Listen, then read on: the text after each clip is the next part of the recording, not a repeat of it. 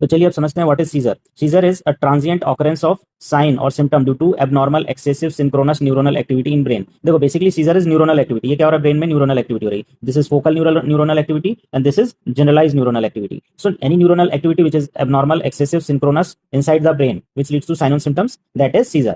And what is epilepsy? Disease of the brain defined by at least two unprovoked seizures occurring 24 hour apart. This type of seizure, two seizure occurring 24 hour apart, 24 घंटे के अंतराल में किसी patient को scissor episode आ रहे हैं, that is called epilepsy.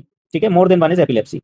And what is convulsion? जब patient को मोटर एक्टिविटी होती है due to this seizure, that is called convulsion. So all convulsions are seizures but all seizures are not convulsion, क्योंकि seizures हो सकता है motor हो, may be sensory हो। ठीक है, तो अगर सेंसरी सीजर है तो that is not convulsion. Convulsion is always motor. जब मोटर एक्टिविटी होगी, involuntary abnormal contraction of muscles होगा, दैट इज कॉल्ड कन्वर्जन।